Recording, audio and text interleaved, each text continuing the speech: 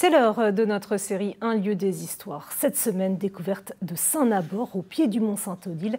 Pour s'y rendre, il existe un chemin très prisé. Vous allez le voir, Anne-Laure Marie et Jérôme Gosset l'ont emprunté.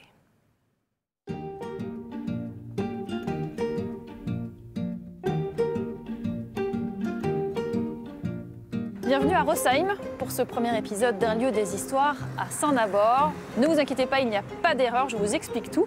On part d'ici pour suivre la voie verte, 11 km au bord de la nature pour rejoindre justement Saint-Nabor, une voie verte appelée les Porte-Bonheur.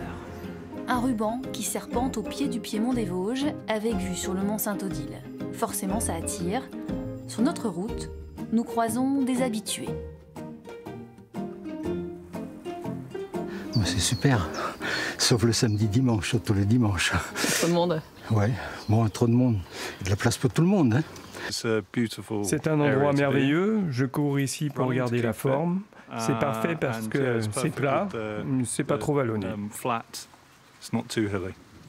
130 à 140 000 passages par an enregistrés sur cette voie verte, 2 tiers de cyclistes, 1 tiers de piétons, une fréquentation qui dépasse les espérances de la communauté de communes à l'origine de ces Porte-Bonheur, ouvertes en 2019.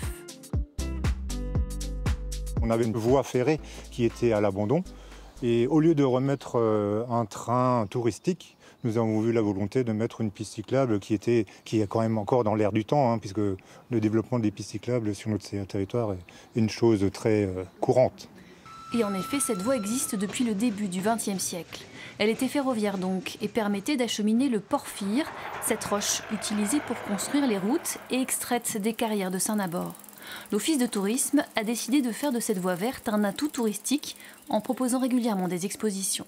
En ce moment, ce sont des photos d'amateurs et de professionnels représentant le territoire au fil des saisons.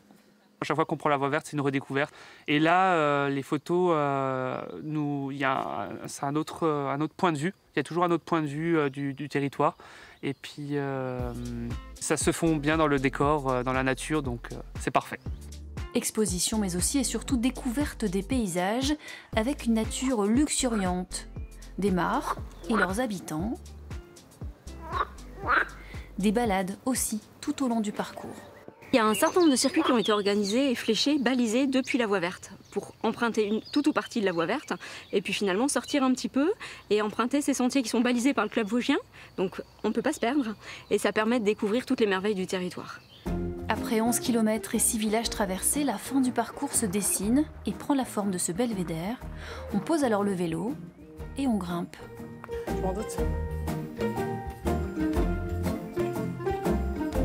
La voie verte se termine ici, aux portes de Saint-Nabor, avec une vue qui se mérite et ouvre le champ des possibles, avec notamment de belles randonnées du côté de l'abbatiale de Niedermünster, mais ça, c'est pour demain.